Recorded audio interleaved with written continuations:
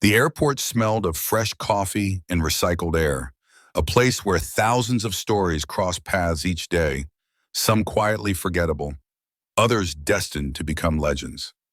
Malik Johnson stood at the gate, ticket in hand, a boarding pass stamped first class across the top. At 27 years old, he carried himself with the calm confidence of someone who had worked hard to earn his place in the world, yet his calm was met with suspicion long before he even set foot on the plane. As passengers filed into the jet bridge, Malik stepped forward, only to feel a hand press against his chest. A flight attendant, her smile thin, but her tone sharp, shook her head. "First class is reserved for paying passengers, sir. Coach is down that way." Confused, Malik lifted his ticket. "I am a paying passenger. This is my seat." He spoke without anger, only certainty, but certainty was not what she wanted to hear. She snatched the paper from his hand, eyes narrowing. "You people are always trying to sneak your way up," she muttered, not realizing the crowd around her had gone silent. Heads turned, eyes widened, phones hovered in the air, ready to record. Malik stood frozen, his heart pounding, not from shame but from the sting of being reduced to a stereotype in front of strangers. For a moment he considered walking away, avoiding the scene, but something inside him shifted. His father's voice echoed in his mind. "Never let anyone write your story for you. Stand tall, son, even when the ground shakes beneath you." Malik straightened, reclaimed his ticket, and with a steady gaze said, "This isn't just about me. It's about the dignity you deny every person you assume doesn't belong." The silence thickened, broken only by the voice of the pilot emerging from the cockpit. "Is there a problem here?" he asked, his tone laced with impatience. The attendant smirked. "He's trying to claim a first-class seat he didn't pay for." The pilot's eyes scanned Malik from head to toe before landing on the tailored jacket he wore, the leather briefcase in his hand. Yet instead of listening, he chuckled. "Not today, son. Don't hold up my flight." Laughter rippled from a few passengers, but most sat uncomfortably in their seats, watching a drama they weren't brave enough to interrupt. Malik swallowed hard, the humiliation burning deeper. But unknown to the crew, Malik was no ordinary traveler. He was the heir to Johnson Aviation, the private firm contracted to supply pilots for several airlines, including this one. And in less than 30 minutes, the man mocking him would discover the cost of his arrogance. Because this flight would not take off as planned, and the world would soon learn that respect denied in moments of power could echo into consequences no one saw coming. Malik Johnson had grown up in the long shadow of greatness, yet also in the long shadow of prejudice. His father, Charles Johnson, had been the kind of man who refused to be measured by what the world told him he could not be. He had started his career as a janitor in a small regional airport, mopping floors and cleaning bathrooms, while secretly studying aviation manuals. Late into the night, Charles had risen slowly and painfully through the ranks of the aviation industry, enduring slights, insults, and systemic barriers, but never losing the fire inside him. Decades later, he became the founder and CEO of one of the largest aviation contracting companies in the country, a firm that supplied staffing, maintenance, and operational support for airlines across the United States. His name commanded respect in boardrooms, and his contracts were worth millions. But Charles never let his son forget that respect was not guaranteed, it was earned, and dignity was not given. It was demanded. Malik admired his father, but he carried a unique burden. Being the son of a powerful black CEO meant he lived between two worlds. In corporate halls, people shook his hand with smiles but whispered assumptions behind his back. On the streets or in airports where no one knew his last name, he was often treated like every other young black man suspected, judged, and sometimes diminished. Malik worked harder than most to prove himself. Not because his father required it, but because the world did not believe in his worth until he showed it in undeniable ways. He studied business, aviation, management, and law to prepare himself for the day he would help carry the weight of the family empire. Yet what he wanted most was not authority but fairness, to be recognized for his character, not just his bloodline. The truth, though, was harsher. No matter how fine his suits, no matter how carefully he spoke, no matter how much money sat in his account, there were moments he could not escape the sting of being reduced to a stereotype. Those moments came in glances in security lines, in assumptions made by strangers at hotels or on flights. It was a quiet war he fought each day, a war of dignity.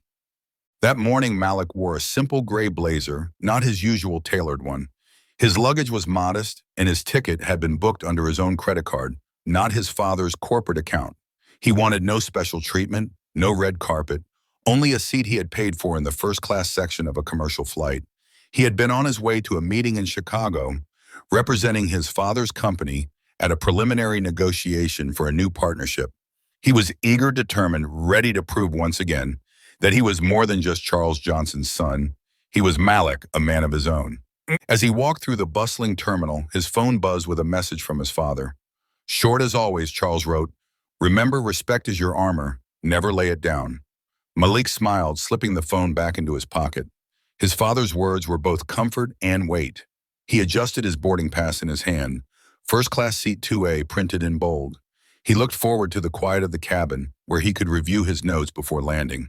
He imagined sipping water, glancing over spreadsheets. Nothing extraordinary, just a smooth flight. But as Malik approached the gate, he felt the familiar sting of eyes following him. The gate agent's smile faltered the moment she looked at his skin, at his blazer that was neat but not flashy, at the simple black duffel on his shoulder. She hesitated, checking his ticket twice as if it were counterfeit. Her voice was polite but edged with suspicion. "First class, sir. Are you sure this is correct?" Malik kept his tone even. "Yes, it is." He handed over his ID without flinching. The agent nodded reluctantly, scanning it, but her eyes betrayed her doubt. Malik breathed deeply. His father's words returned. "Respect is your armor, never lay it down." He reminded himself that he carried the weight of a name, but also the weight of a fight that was far from over. The boarding line began to form neatly by priority groups, yet Malik noticed subtle glances exchanged between the gate agent and another flight attendant who whispered something under her breath. Both looked in his direction as if silently debating whether he belonged there. The familiar unease tightened in his chest, but he ignored it, stepping forward when first class was called. He handed his boarding pass over with confidence. The scanner beeped green confirmation clear. Yet before Malik could move forward, the agent placed her hand gently but firmly across his chest. "Sir, please step aside for additional verification." The pause in the flow of passengers was enough to draw attention. A businessman behind Malik adjusted his cufflinks impatiently, while a woman with a rolling carry-on sighed loudly. Malik's jaw tightened. He asked calmly, "What sort of verification, ma'am?"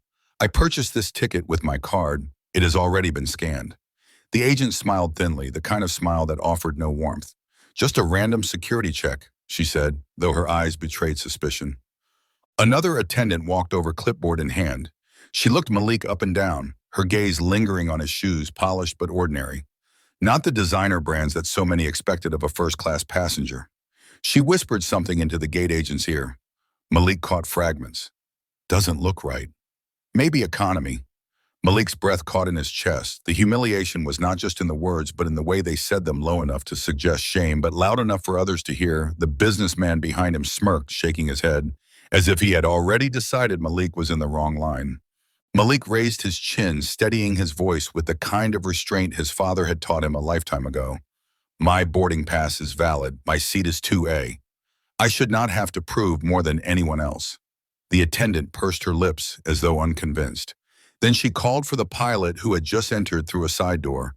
The man, tall, with a square jaw and the casual arrogance of someone used to power, approached briskly. "What's the problem here?" The gate agent gestured toward Malik. "This gentleman claims to have a first-class ticket." Pilot's eyes swept Malik quickly and dismissively. His verdict came without hesitation. "Put him in economy." "Must be a mistake." Malik's blood surged hot in his veins. He had paid for that seat. He had followed every rule, and still in front of a crowd of strangers, he was being stripped of dignity. The businessman behind him chuckled audibly. "See, told you." Malik spoke firmly, louder this time so all could hear. "Sir, with respect, this is not a mistake. My name is Malik Johnson. My boarding pass is for first class, and I will sit in the seat I paid for." The pilot's expression hardened. "Johnson," he repeated mockingly. His voice dropped low, but his words were venomous. "Doesn't matter who you think you are. We have the right to deny first class if we feel like it." The words sliced through Malik, not because they held power, but because they echoed centuries of quiet denial of black worth, of being told, "You don't belong," of being reminded that even when you earned your place, someone could always try to take it from you. Passengers shuffled uncomfortably. Some looked away, others whispered. One woman recorded on her phone. Malik's ears burned, but his voice remained calm. "My father taught me respect is armor, and I will not lay it down today." The gate agent rolled her eyes, motioning toward the economy boarding lane. "Sir, either move to the back, or you will be removed from the flight." The crowd murmured now, watching as if at a theater play. Malik stood frozen between outrage and restraint until he saw a man step forward from the corner of his eye. A familiar face appearing unexpectedly, one that changed everything in a single breath. The crowd seemed to lean forward as if the airport terminal itself had paused for breath. A tall man in an impeccably tailored charcoal suit strode into view. His presence commanded the air around him. People moved instinctively, clearing a path, though none quite knew why. His eyes, however, were fixed solely on Malik. In that instant, Malik's clenched jaw softened a fraction. His father was here. Richard Johnson, CEO of a global aviation conglomerate and one of the most respected black business leaders in the country, carried himself with a calm authority that no uniform could mimic. He placed a steady hand on Malik's shoulder and spoke in a voice low but resonant. "Son, what's happening here?" Malik exhaled a breath he hadn't realized he was holding. They said, "My seat isn't valid. They're trying to push me to economy." His father's gaze shifted to the pilot, the gate agent, and the attendant one by one. Each dropped their eyes as though scorched by the intensity of his stare. Richard's voice cut through the murmurs. "Gentlemen, I would like an explanation as to why my son's ticket, which was purchased in full and clearly marked for first class, has suddenly been invalidated." The pilot stiffened, defensive. "This isn't about the ticket, sir. It's about procedure. Safety discretion, you understand." Richard tilted his head ever so slightly. "Procedure," he repeated. "Then why is it that procedure applies selectively in this terminal?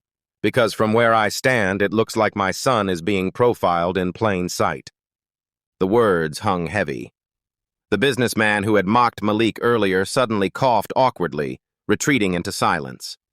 The woman recording on her phone now angled it more directly, capturing every flinch of the guilty crew members. The gate agent fumbled her words. "Sir, we were just ensuring—" Richard raised a hand, stopping her mid-sentence. His tone grew colder. "I happen to know a great deal about airline procedure. You see, this airline operates under contract with Johnson Aerosystems, and I happen to sign those contracts." The ripple through the crowd was electric. Whispers turned to gasps as realization spread. Malik's father was not just another well-dressed traveler. He was the very man whose signature controlled the fate of the company they represented. The pilot's arrogance faltered for the first time. Sweat dotted his brow. Richard stepped closer until their eyes locked. "I entrust my business to people who respect every customer who walks through that gate. When you look at my son, you do not see a young black man undeserving of first class. You see a paying customer whose rights are equal to anyone else's. And if you cannot see that, then you do not belong in the skies." The terminal was silent. The pilot opened his mouth, then closed it again, struggling for a defense that would not come. Richard turned to Malik. "Son, take your rightful seat. I will handle this." Malik walked forward, shoulders straighter than before, slipping into seat 2, A with the quiet dignity of a man reclaiming his worth. Behind him, his father addressed the crew in a voice all could hear. "As of this moment, your services with Johnson. Aerosystems are terminated. Security will escort you from this gate immediately." The crowd erupted in murmurs, some clapping softly, others shaking their heads in awe. The attendant's face went pale. The gate agent froze. The pilot muttered a curse under his breath before being led away. Richard stood tall, unflinching as cameras captured every angle. The humiliation Malik had endured was now reversed, a mirror turned on those who had inflicted it.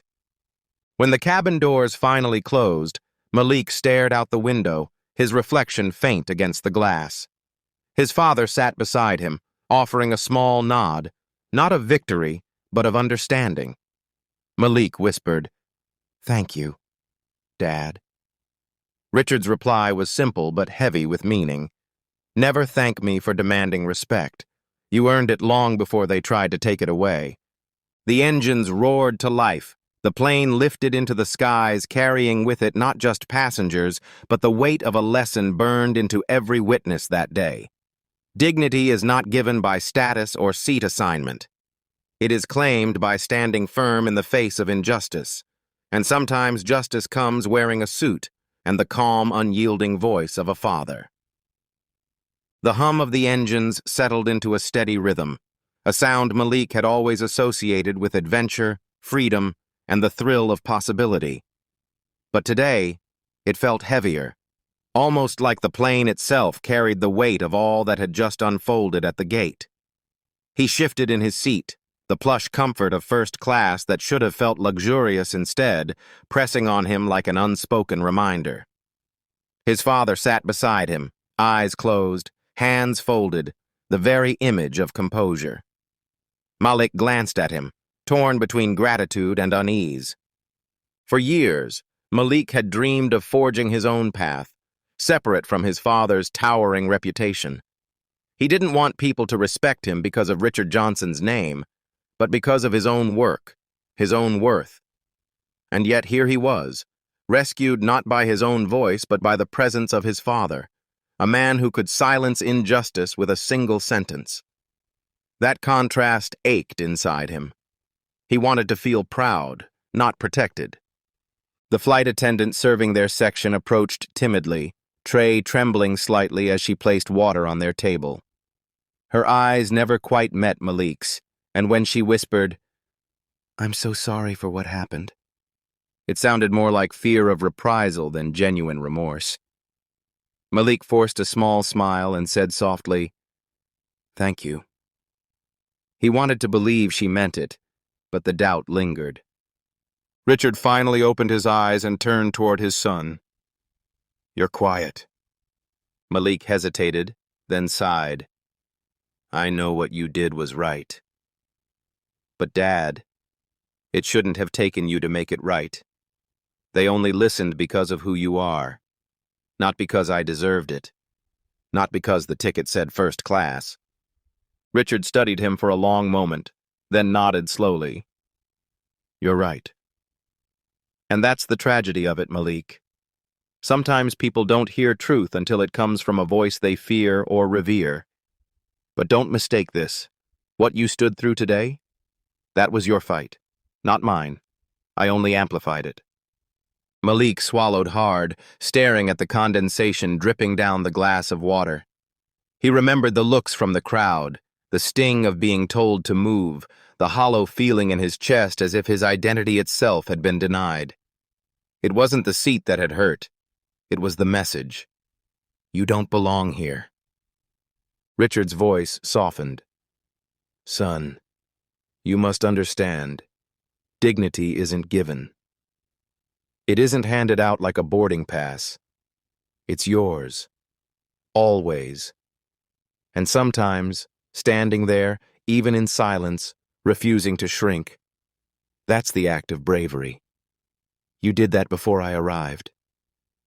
The words sank into Malik slowly, weaving through the layers of frustration, shame, and pride tangled inside him.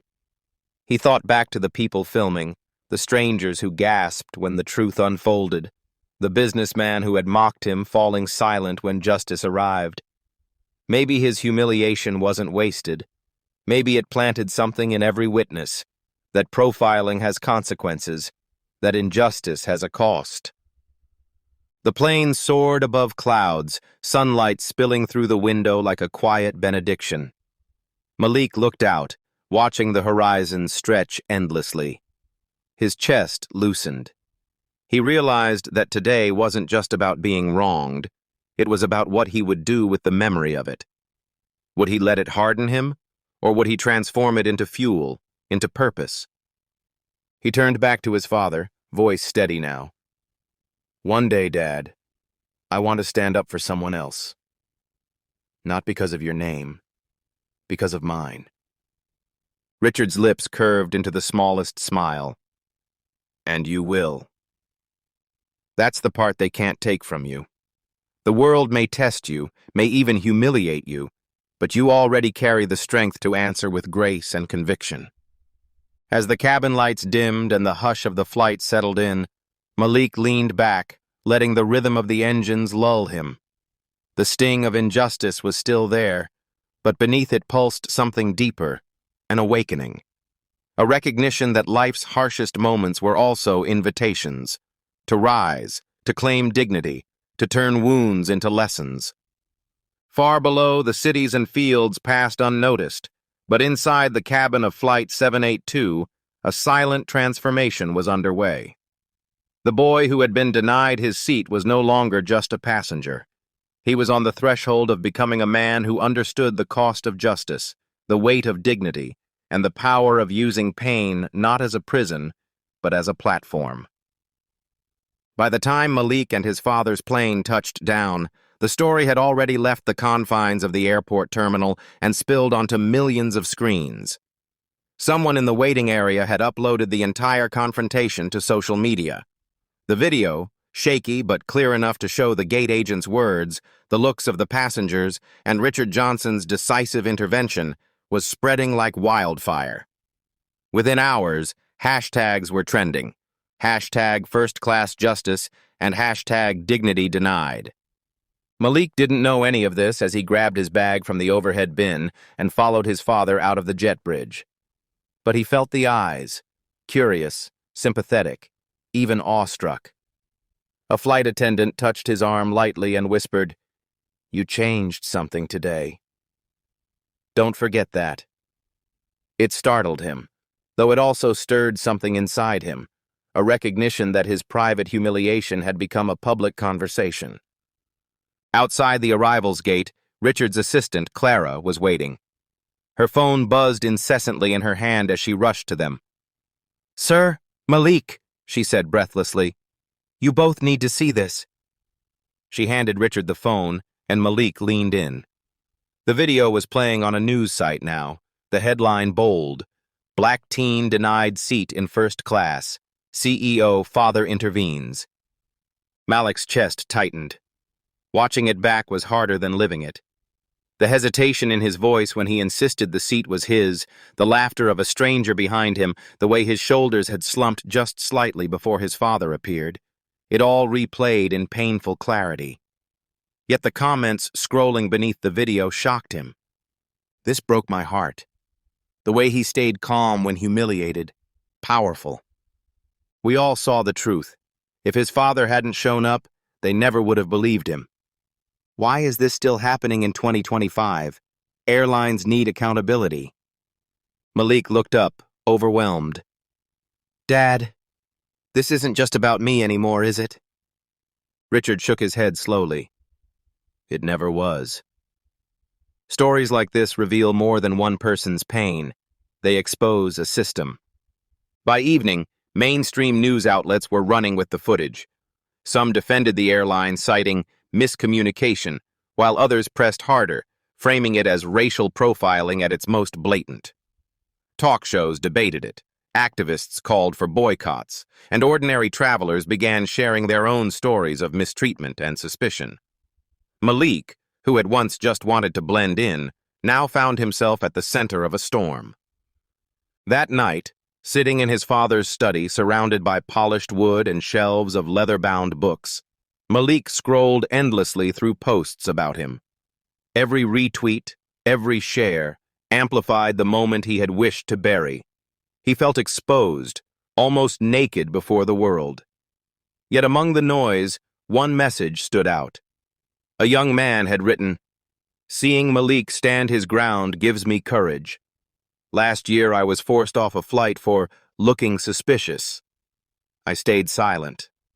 I wish I hadn't. Thank you for showing me it's okay to claim your place." Malik stared at the words for a long time. It hit him. His silence that day had not been weakness, but restraint. His refusal to fight or lash out had left space for truth to emerge. And now, strangers were finding strength in his restraint. Meanwhile, the airline's boardroom was in chaos. Executives huddled around conference tables, screens replaying the video over and over. Stock prices had dipped, sponsors were calling, and reporters were circling like hawks. The gate agent involved had been suspended pending investigation, and the pilot, the one who had initially backed the agent's decision, was suddenly at the center of a career-ending storm. And that was when Malik understood the strange irony. 30 minutes of humiliation had not just bruised him, it had toppled the arrogance of those who believed power justified prejudice. Karma had moved swiftly, and the scales of justice, for once, tilted quickly in his favor. 2 days later, Malik found himself being interviewed on national television. The host, empathetic but direct, asked, "Malik, what was going through your mind when you were told you couldn't sit in the seat you paid for?"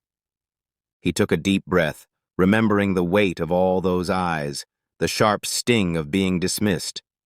But his voice came out steady. "I thought, maybe if I just stay calm, maybe if I don't escalate, they'll see me for who I am and not what they assumed. But what I've learned is that it shouldn't take composure or a father with power to be treated with basic dignity. Everyone deserves that, not just me." The studio went quiet. The audience, the viewers at home, even his father watching from the wings. Everyone knew this wasn't just a young man recounting humiliation. This was someone stepping into his voice, his purpose. By the time the interview aired, the airline had issued a public apology. But Malik wasn't interested in apologies anymore. He wanted change. And though he hadn't yet realized it, this moment was shaping him into more than a survivor of injustice. It was shaping him into an advocate, a leader, someone who would carry the fire of that day into every room he ever entered. The summons came quicker than either Malik or Richard expected. 3 days after the incident, an official letter arrived at the Johnson residence, embossed with the airline's logo. It wasn't just an apology, it was an invitation. Rather, a demand for a closed-door meeting with the airline's executive board. Malik felt a knot in his stomach as Richard handed him the letter. "They want to manage damage control," Richard said calmly. "They think bringing me in will keep this quiet." Malik frowned. "But Dad, this wasn't just about you. It was me they humiliated." Richard placed a steady hand on his son's shoulder. "Then we'll make sure your voice is heard." 2 days later, they walked into the airline's towering headquarters, the marble floors gleaming under the fluorescent lights. The boardroom was cold, polished, intimidating, a place designed to remind visitors of power. At the head of the table sat the CEO, flanked by senior executives, PR specialists, and a handful of lawyers. Their smiles were rehearsed, their words smooth. "Mr. Johnson," the CEO began, nodding respectfully toward Richard, "and Malik, thank you for coming. Let me first say how deeply sorry we are for what you experienced. We pride ourselves on customer care, and this was an unfortunate misunderstanding." Richard held up a hand. His voice was firm, calm, but cutting. "Let's not call it a misunderstanding.